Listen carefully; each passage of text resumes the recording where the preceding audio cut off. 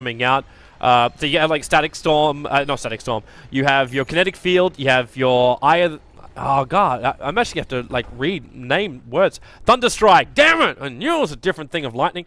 The Thunderstrike from Disruptor, you'll need to have that level 1, 2 points glimpse, and then 1 point up in the Kinetic Field. So you put those four abilities, but 3 things together, as in 4 ability points, then you should be able to get enough control. It's just the fact you're not going to get close enough to the Tidehunter with just a level 1 glimpse, or at least not be effective enough with a level 1 glimpse. Alright, so very aggressive movement coming out from Virtus.Pro. They probably are looking to ward up a little bit here. Actually, you look at the 2 heroes coming in first. They don't have wards. It's actually given... Oh, even BZZ. He's running in so aggressively right now, but with no wards. And Mag gets very, very greedy. He's the man with the escape mechanism, but he'll put a ward behind so we can watch the top. And now Mag... okay, Jotham's in a great position. Mag's going to jump south. That's the only way he's going to get himself out of this one. But he leaps north, which means into Jotham as well as Seedoy. He had no vision up here, so he had no real chance of surviving this one. Yol, okay, he was considering a Nightmare or Denial, but not going to happen here. So it's a 1-0 in favor of Virtus.Pro. But they don't get boards up inside the enemy jungle, so it's good. They kill off the Void. That's great. But he's not going to miss any experience on the lane. He's already got he's already got his boots, so that's fine. And he didn't burn through any of his consumables.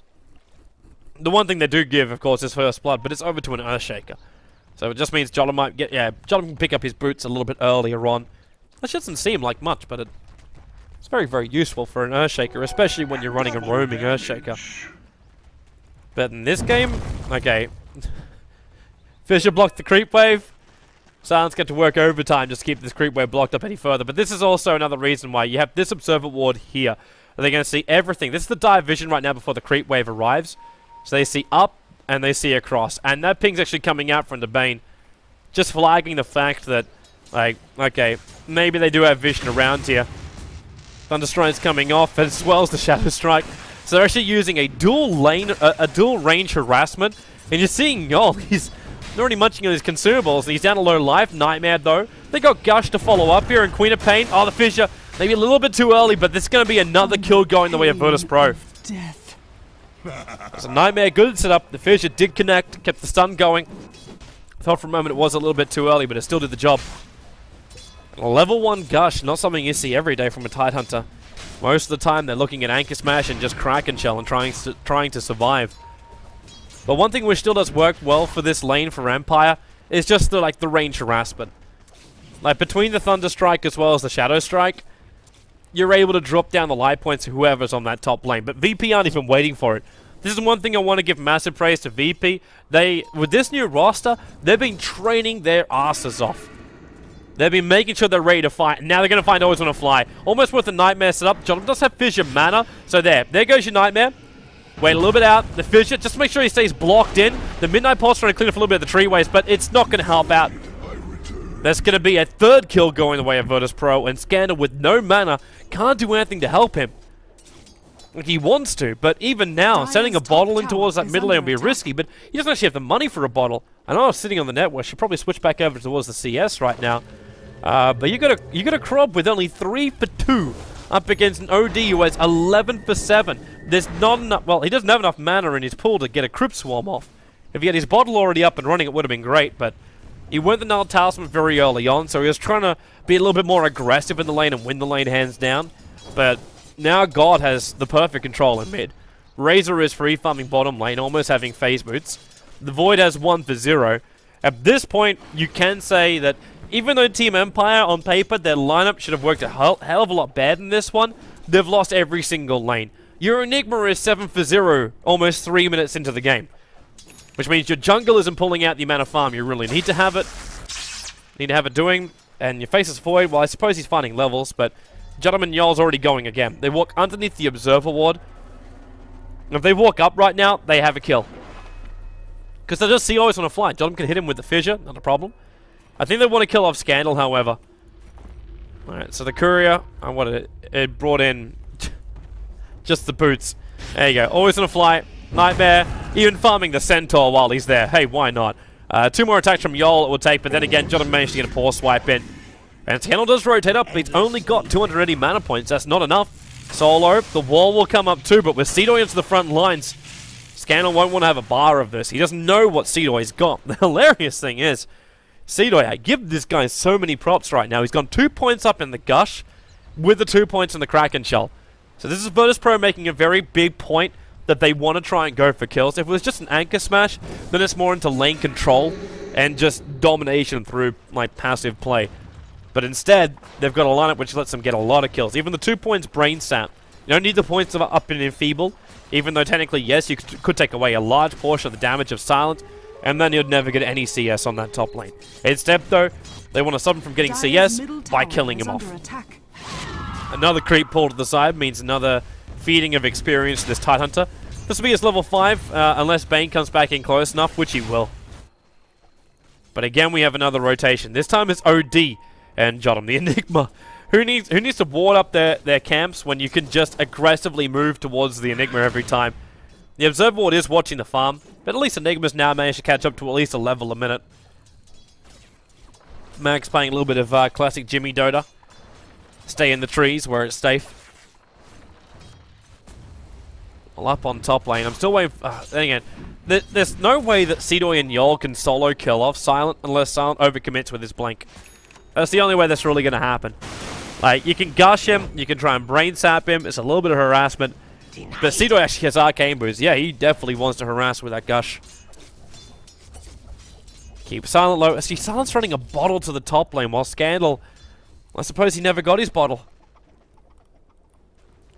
That's a depressing state of affairs right there. God, he does have his ultimate, and he's going to drop it off that one attack. Boom. There goes the Death Prophet. With the DD rune as well from the OD, that's why he was pumping out so much damage for having very little items. Like, it's just a null, talisman, boots, and a bottle. That's all he's got right now. And they're going to kill the Enigma again. Seedoy, he's not in range for the Gush. Yol's moving pretty damn quick, though. 365 up against the 350, both with boots. Just the extra 15 movement speed in for Yol. And they're going to try and rotate themselves down. There's 2 points Thunderstrike, and they're trying to use it on Yol. But Yol, the brain sap, takes away a large portion of damage. Dude, you're on the outside of the rim. You could have walked yourself around that. The fissure, too late in from Jottam. Seedoy not level 6 just yet, so no Ravage available. But with the Sting damage, the Crypt Swarm as well, Seedoy, the Kraken Shell, breaks free of it.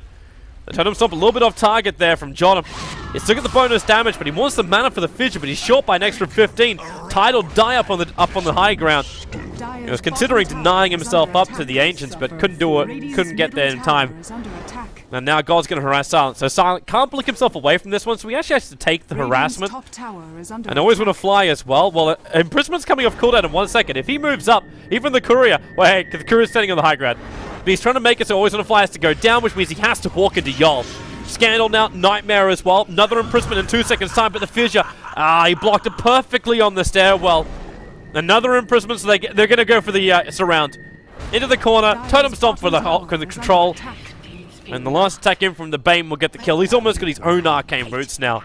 In the meantime, BZZ, not even involved in any of this, is still working towards, as he even got headdress, buckler. Alright, so he needs the recipe for the mech and he's done. Virtus.Pro looking fantastic in this game. Dire's middle tower. So even before all the big items have come out, like the only major item which was completed was the fact that you got an Enigma with a Soul Ring. Until this headdress as well as buckler arrived in the Razor, you wouldn't really write home about any other item. And mainly because of this.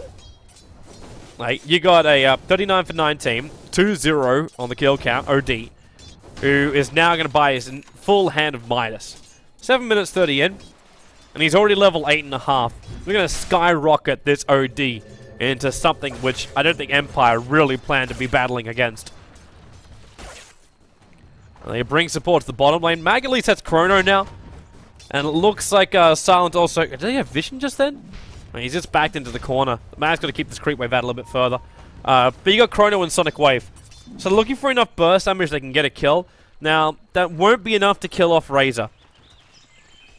Even with, like, the full Chrono duration time where you can battle into him, it won't be enough. And with the Observer Wall in the lane and a Fiend's Grip available here for the Bane, is there any vision of this from the Dire side? No, he walked himself up quite tight, and now he comes out. So, it's going to be flagged right now to Team Empire that Bane is most definitely in the tree line.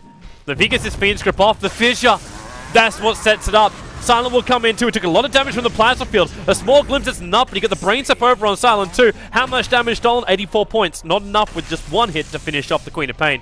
But now the wall is up. The Enigma's here as well, but Solo, there's still 84 points of stolen damage with the plasma field damage and the urn tick out. Solo will die, always on a fly. He's attempting the black hole, but the Ravage in from Seedoy is firmly planted a VP boot into the rear of Team Empire. They will take the tier 1 tower. And VP form up as 5 at the perfect time. Scandal's trying to make the most out of this by just forcing the middle lane with his Exorcism. And they will get a tier 1 tower trade here unless VP want to TP back and fortify. And it is. It's a 3 TP back. Silent, OD Imprisonment up. Where's our other one? Earthshaker. Fissure's going to land perfectly, and it does. There was a split second when Silent could have blinked himself away to safety then, but the Fissure timing came out perfectly from Jotum. He's great with Mirana arrows, and he's proven he can do it with the rock walls as well. Virtus.Pro now, 13 for 3. Their advantage stretches up to 7,500 gold, over 5k in the experience, and the gold's about to go a little bit higher. They will take out this mid-tier 1 tower. It's going to come back a little bit because the mid tower is denied, but it's also Team Empire who are struggling for any kind of cash and they're having towers being denied. It's not their situation. This is not their day yet. But remember, it's a best of 3, so anything is possible in the future. Always want to fly. And how much did he want to get that black hole off on the bottom lane? The funny thing is, though, it wouldn't have done anything. While Jotum still had Fissure, it wasn't going to have any kind of positive effect. Now, there's a Nightmare. Jotum doesn't have Fissure right now. They both got caught inside the wall, and the Midnight Pulse will keep him back a little bit. But it's only 1 level up in the Midnight Pulse. But there's still a lot of time being committed here by Virtus.Pro to try and bring down a tower, and they're losing off the trades here. Like, they're ahead, but they're not staying ahead. Even a regeneration rune bottled up by Scandal, but it's Silent getting space to farm and push into the tier 1 tower in the top lane.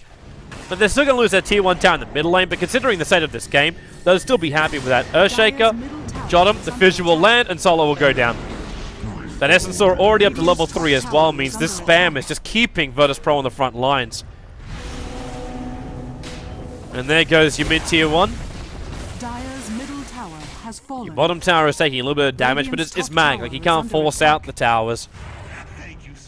He's even probably tossing up right now if he still wants to go into that Mask of Madness or not. Or if he just thinks about just building a Maelstrom, complete the treads up later. If buyback's important to him, then he would just buy treads. Radiant's top tower is under attack. This Disrupt is still a long way off having anything of use. Magic Wands aren't enough. Always on a fly, doesn't have the mech for his team either. So the stayability for Virtus.Pro is still a hell of a lot better. So what's Mag gonna do? I suppose considering he's also holding on to 1,400 gold. Like, buyback is where my brain first went with this. But the other catch of this, it could potentially be a recovery minus coming out from the void. I don't really know how well that's going to work, though, and it is actually. It's a recovery Midas. I say recovery Midas 12 minutes in, but they're just so far behind right now that this is actually classed as a recovery Midas. It's over the 11-minute mark, so it's not for your normal rush Midas timing. They're going to try and force the fight at bottom lane. Looks like Jotum and Yol. Yeah, Smoke actually went off just then, which means they know Mags in the corner. So they catch the 2 supports at the back. The Chrono will go straight away. And Solo, there's no ultimate from him, but at Ravage, out from Seedoy. Hits always on a fly. Scandal is welcoming so much damage with the Eclipse coming out from God. It's got enough damage to finish the job. Yol holds Mag in position. They don't even lose a hero right now, and they won't. 3 heroes lost. Solo is trying to get himself away from this one, but too much damage done quick enough. Silent is blinking himself down the river. But that is going to be 4 heroes for the price of nothing going the way of Virtus.Pro. That will also mean the tower on the bottom lane, the tier 2, should be forfeit. Silent is doing the only thing he logically can, and that is force the tier 2 tower in the middle lane. And of course, VP won't give him an inch. They bring God back here. They put Seedoy up in the top lane, so the Enigma can't force this lane out after he came up here too. And if they can move fast enough, always on a fly, then Malvastan, he might be regretting that one. The Fissure is available. Then again, silencing through the rear. He has Sonic Wave available. But with the extra TP coming in from the Bane, they are not going to risk it. And these conversions, well, they're food now for the Tidehunters. He's for gushing to farm them up. Because Jotum, of course, has Arcane Boots. Looks like Yol's going to be trying to afford either a 4-staff or a Blink Dagger. With the amount of money he's already got, he would have finished his Arcane Roots now if he was going to get it. And I think more importantly, Yol's looking for him to be the jump-in initiator. That's a Blink to Nightmare, doesn't have to be a Blink to Fiend script. And if it's a 4-staff, he's got ways of getting in and out. Whoop, Observer Ward. Mail of a Star means he's not going to really do that much up against Always Wanna Fly. But Solo also in the neighborhood. They got to realize the Bane came there for a reason. Yeah, there goes your ping. They realize he came there to ward.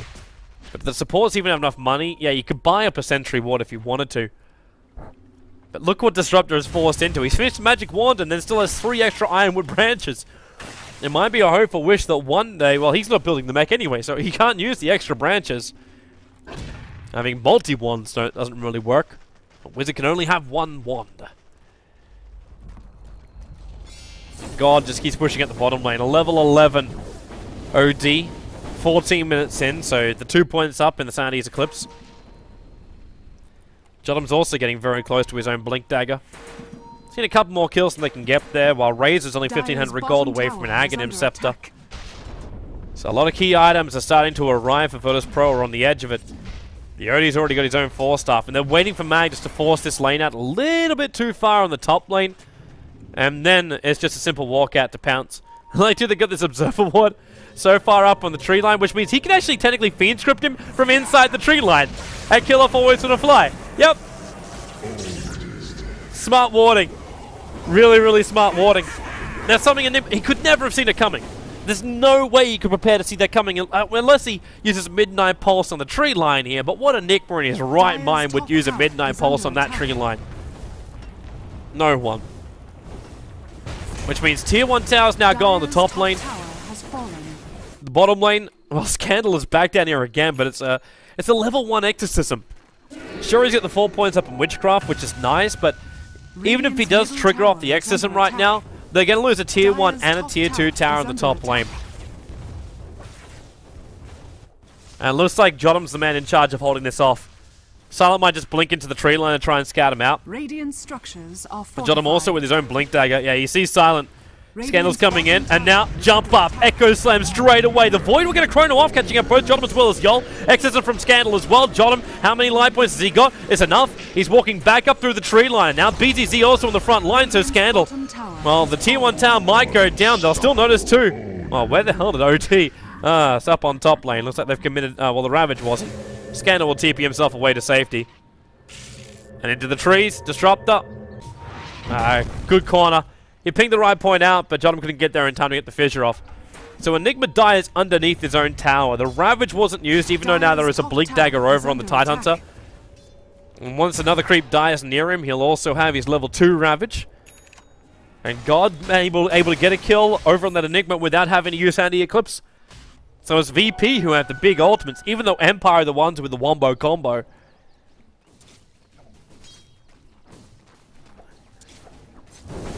This is just, yeah.